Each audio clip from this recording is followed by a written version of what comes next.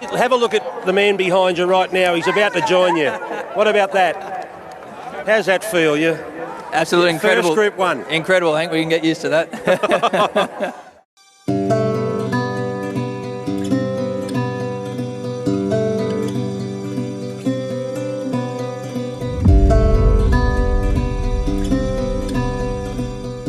Adrian, hard to believe this, but in the near decade I've been at Sky, I've never actually been here. Incredible. To Tulloch Lodge. Amazing place. A lot of history here. So much history, and I'm sure a novelty for you to be able to come and work here every day. It really is. Like I must honestly, took a while to sink in, no doubt. But when you look back and think of what Gai's been able to achieve, and then TJ before, to be able to sort of taking over the reins of that famous stable, it's an incredible position to be in, no doubt. Just when you have a look at some of the names, it's ridiculous. Let's head in. We'll try and learn a little bit more about Adrian Bott and Tulloch Lodge, if that works with you. TJ's famous silk still flying high on the flag here. Good to see.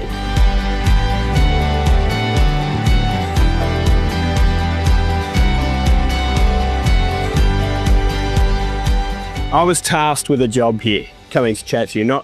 We love this place, but it was more to learn more about you. I said, I've worked with him for quite a while, chatted to him, but the veneer's always been there. I'm not actually sure it's a veneer. It might just be you, but nearly every time it's the polished suit. There's never a hair out of place. The same applies today. It's always a big smile and saying the right thing. So I was kind of like, is there a switch? Do you switch off? Or has that always been Adrian? It's difficult in this role, in this position in the industry, no doubt. I feel we're always on. There's a hard time to sort of switch off, but there's a lot at stake here. There's a lot of pressure involved, and look, no doubt it's my personality as well. Sometimes it is a bit hard to break and sort of get in there, but it's what Gai's taught us as well in terms of the presentation, the polish. I think it says a lot about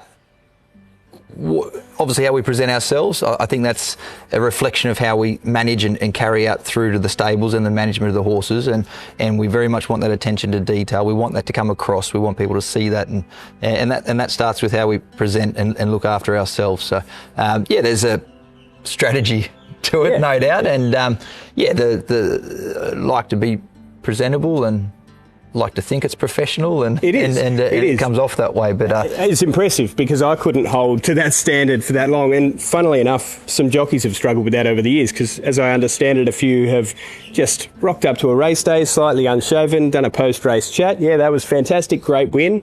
Go straight on the phone. You need to shave. Nothing about the win. Yeah. Couldn't care less how the horse went. Yeah. Importantly, you didn't present yourself well enough. And look, I'd like to think you're still getting the personality comes across, and in terms of sort of getting a genuine feel of the type of person that I am, and what the stable's about, as much as we can give in that short sort of time frame. Not much window, yeah. I'm comfortable. I'm at my most comfortable in that position, talking about the horses, talking about what I know. That allows me to give a happier expression.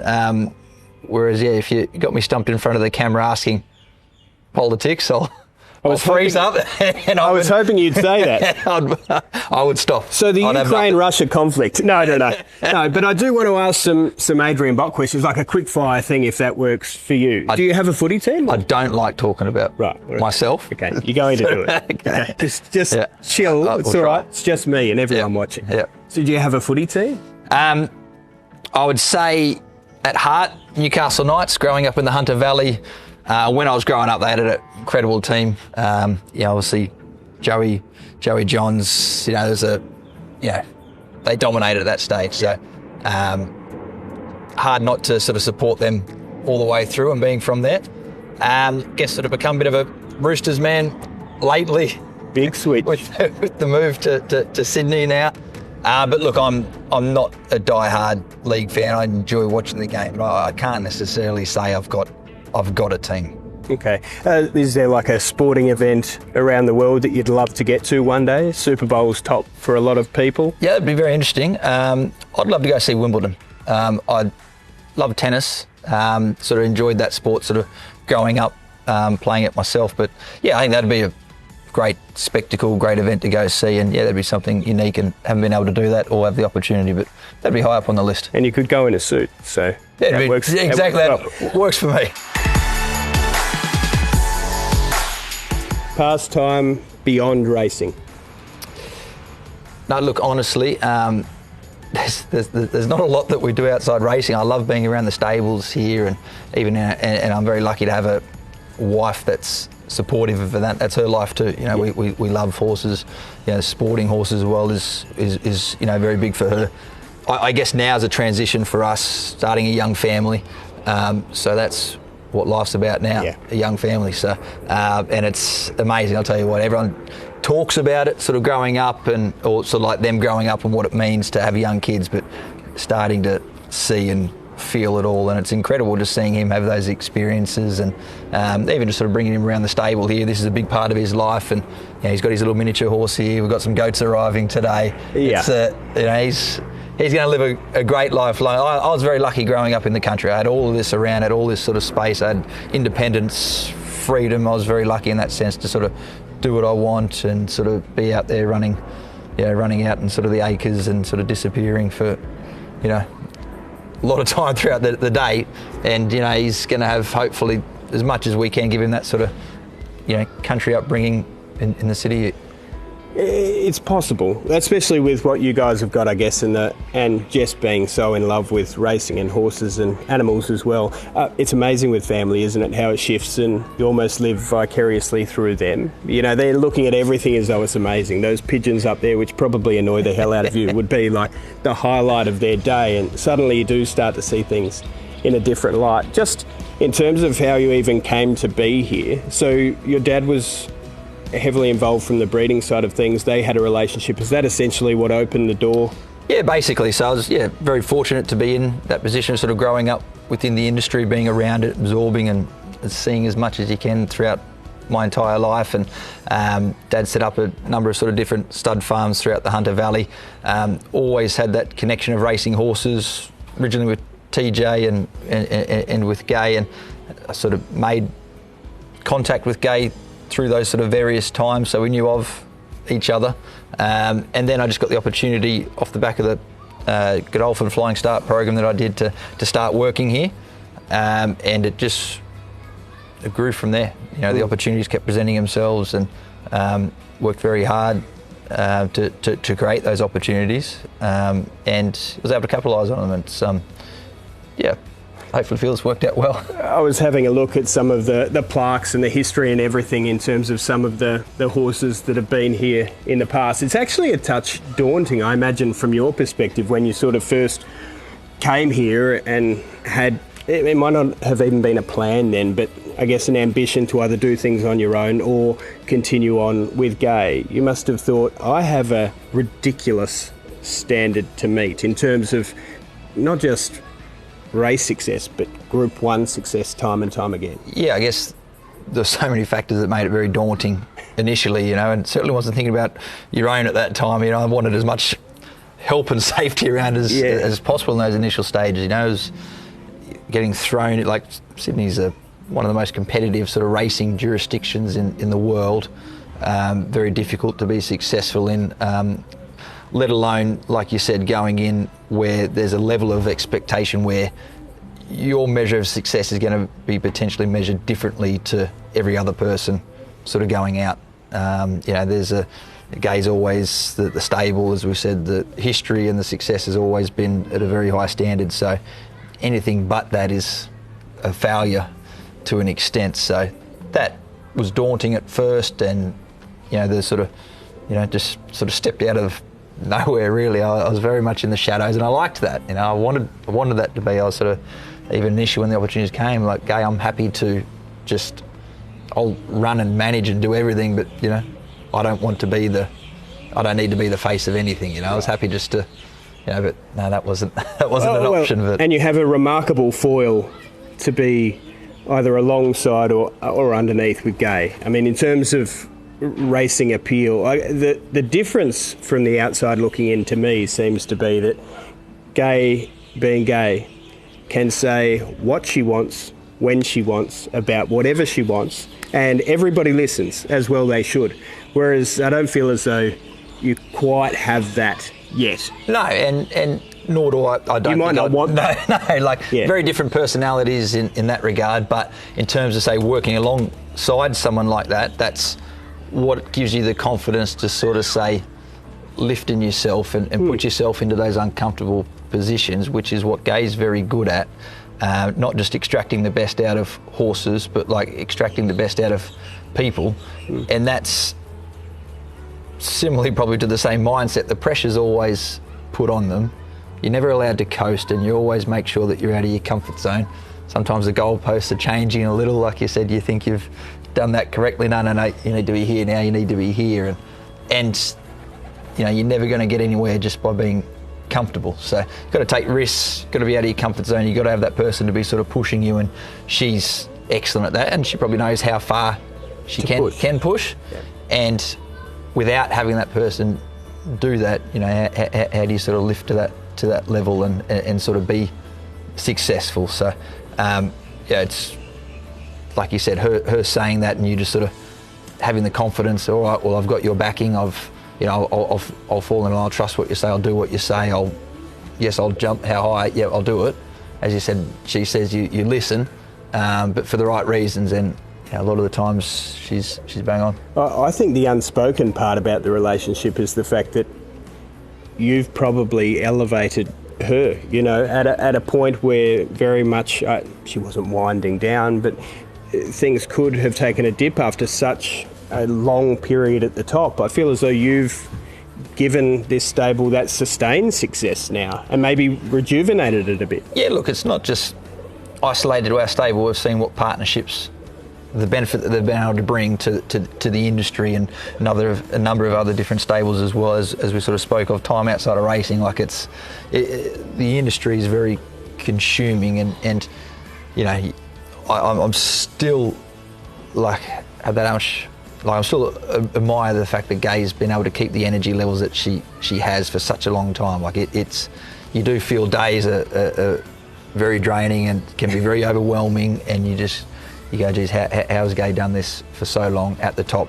You know, on her own. You know, it's not easy. So it's probably helped, as you said. Sort of, you know, she's always very vocal in saying that young people do give her a sort of new lease of life on things, and you know, wanted to make sure that it was successful for me joining as well. So there was a new way to look at the success of the stable, which sort of helped to look at it from a different angle, and I was able to manage different aspects of it and take pressures off in different areas. And you know, I've gone grey pretty quick. At least it's still there. I'd say grey it's sprinting backwards.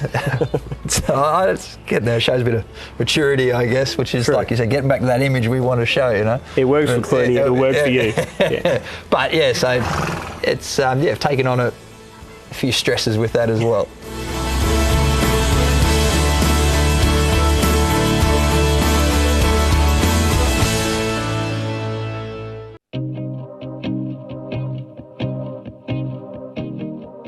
All right, I haven't given up. I've got a couple of another go. Yeah, more fast questions. I thought I diverted these. So things aren't going well. You've endured a tough day at work. You get home. It's time to relax, and you're going to. I want one swear word. Like, what's your go-to? Like, Jess says, "How was your day?" We're allowed to. Just give it to me. No, they can't be repeated. Right.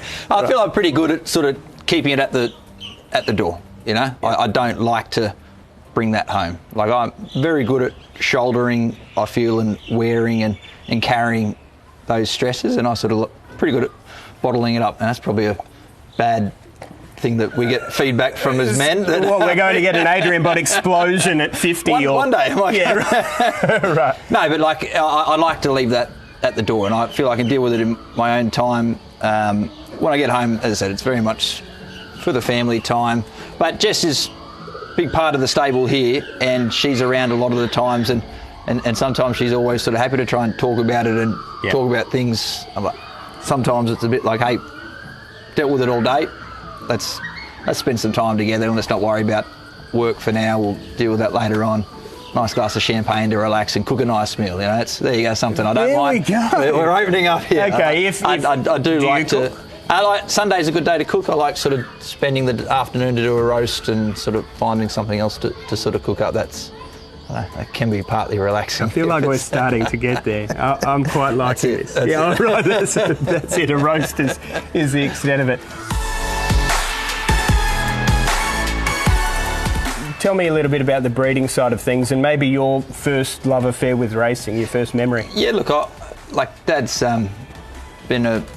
used to be a sort of property developer in Sydney, made a big plunge and changed paths and set up a stud sort of in the late 80s, and that was sort of his new career, and the new family sort of moved up out of Sydney to the farm. I wasn't born at the time then, but that was sort of his change, and ever since then has been involved in sort of importing stallions and breeding, and obviously sort of the yearling sales and Magic Millions is sort of getting a kid. That whole part of that was part of growing up, and that was sort of part of my life. So you're sort of well exposed from an early age. I will say it was always the racing that sort of captured me, and I was lucky that they took us to some of the best sort of racing events around the world, or even just sort of going to the big days in Sydney, and it's just always being forever exposed to it, which at the time you sort of just thinks, you sort of take it for granted a little bit, but now sort of you realise that the magnitude of sort of what you're exposed to. It was always racing. I guess even that sort of betting and form side of things was sort of what really captured me initially. I wasn't. You were a punter? Yeah. Yep. Yeah. That's group of guys through sort of university. It was sort of all about form and punting, and that was our days spent following the racing and living and breathing that, as opposed to that was our university degree. What were you studying? I was studying design computing at the time. That was in Sydney University here, and I sort of knew pretty early days through that's not sort of the path I wanted to take, but parents are pretty strong on look, get a degree, have something to fall back on. The industry is always there for you. You can sort of pursue that when the time's right, but first and foremost, have a degree. So completed the 3 years of that at Sydney University, and then I felt the time was right. I knew in my own mind that there was not other avenues that I wanted to pursue, and that's when I sort of wanted to sort of really get stuck into the industry. So would your uni mates look at this Adrian Bott and think that is a huge juxtaposition from the punting, it's funny, race watching? I think that all the time. A complete backflip, It's but I guess it shouldn't have been any surprise. That was sort of our interest at the time, and anything that we did out, any spare time we had, was all about racing. So that's why it's always been. There hasn't been much else. Just across the partnership, I guess it's worth taking a trip down memory lane. You've had great success at Group 1 level. Is there one that kind of jumps out to you as a pivotal moment, or maybe a more satisfying moment from a partnership perspective? I got a lot of satisfaction out of Alligator Blood. He was a phenomenal racehorse, and maybe, like you said, a bit of the traditional style of horse that Gai was always so successful with, the likes of a Desert War or a Grand Army sort of style of horse, and obviously he was our horse that won us the most Group 1s as a partnership. He was quite a high profile horse, all the way through his career. I was amazed, I was blown away with the level of sort of public support that this horse had. I've never been asked so much, or never been under, not necessarily scrutiny, but never been so involved in a horse's career or preparation, or the interest surrounding a horse, than what was Alligator Blood. And I've never had that before. Yeah, there are so many elements, I guess, to that. There was sort of the controversy, the ownership, and a bit of sort of...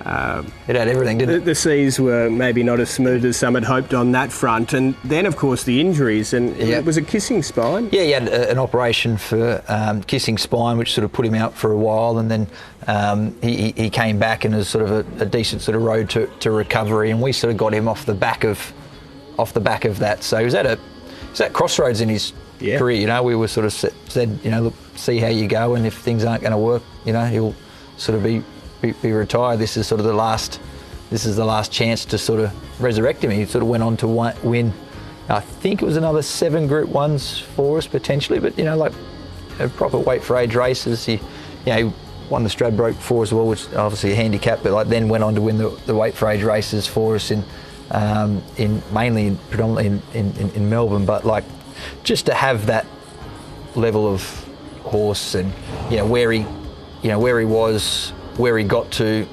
where he sustained at that level. We probably as a partnership haven't quite had that weight for age star at a consistent level over those number of seasons. So he was probably it for us. I feel as though from a stable and business perspective, it's kind of angled differently to those weight for age stars. Maybe it's outside looking in a little bit, but it feels like babies up and running, 2-year-olds, 3-year-old season has always been the primary focus. Look, that's very fair to say with the strategy that we do with sort of selecting. So naturally it lends itself to more of having the early 2-year-old, 3-year-old success, and then those top class ones are sort of usually off to stud by that point. So yeah, that does leave a bit of a gap there, no doubt. We've got a number of sort of tried horses that come in from overseas, which you take great satisfaction out of as well, and they can help with those sort of weight for age races, a mile plus. So we're sort of able to balance the stable with those. But yeah, we probably do like to sort of focus on those younger generation coming through.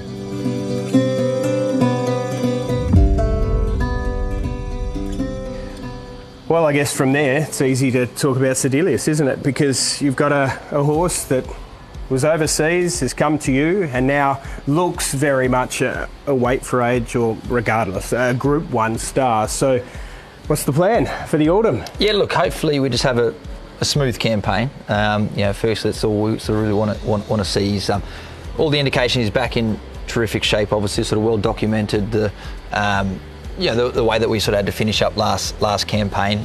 Look, no injury as such, but we've had to go through the process to sort of get him back to racing. So hoping for a big campaign for him in terms of sort of results. It's going to be sort of lighter on in terms of number of races. So we're just going to be very strategic in the races that we target, and hopefully very effective in what we target. So what are you going to target? So you'll kick off in the very elegant, the Group 1 mile race, into the Ranvet 2,000 metres, into the Queen Elizabeth 2,000 metres. So only a sort of 3 race preparation, I guess very similar to what we saw him do in the spring, in a very similar format, mile first up. Yeah. So I think we can just expect a similar sort of pattern in that sense, and trying to follow that through with his lead up, with his number of trials, same pattern there. So I think all the indications we are exactly where we want to be and need to be.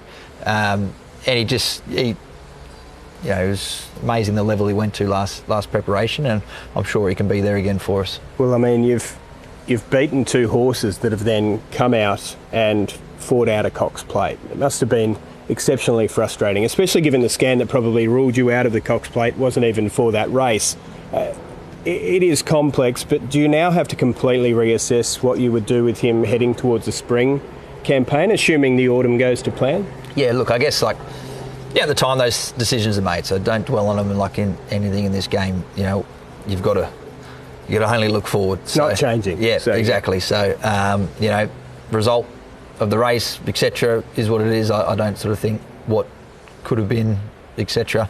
Move forward. How are we going to manage it? How are we going to get back there next year? How are we going to win it next year? Or what are we doing? What can we control? When Adrian gets home and he relaxes and he puts his singlet on, does he say, "We would have walked in that Cox Plate"? It doesn't happen. No, it doesn't happen. Okay. It doesn't happen.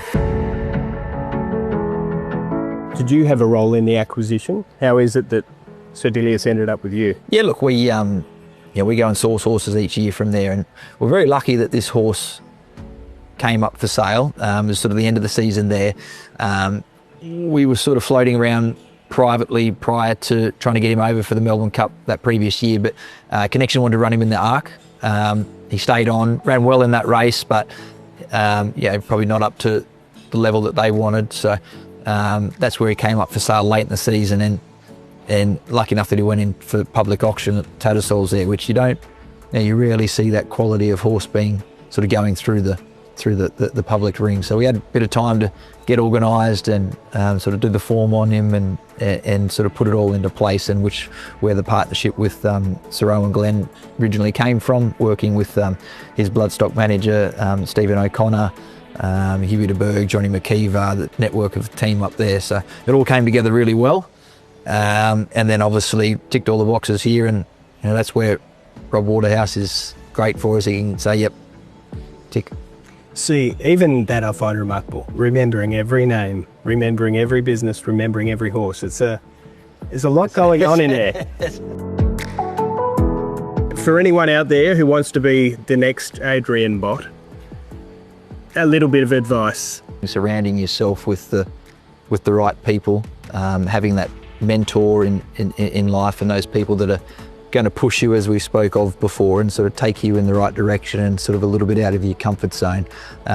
In terms of the success of the horses in the operation of here, there's no doubt that the attention to detail is what I've sort of picked up from Gai time and time again, and not only just being able to recognise it, her ability to then act on it, and she won't give up until it is done exactly how she wants, when she wants it, like to a T. And she's very good at following that through, and will not give up until that's done. Look, lastly, like anything, your dedication and hard work and the opportunities have presented themselves for me. I've been very lucky and fortunate, but I'd like to think that, I've helped sort of create a lot of those opportunities through what I've been able to sort of devote to here and to the business and to the stable, and there's been hard work and sacrifices to do all that. So you create those opportunities yourself through that sort of through that work ethic. Love it. Thanks very much for your time. Good to have you here. Appreciate it. Yep. Appreciate it. Good to learn a little bit more about you.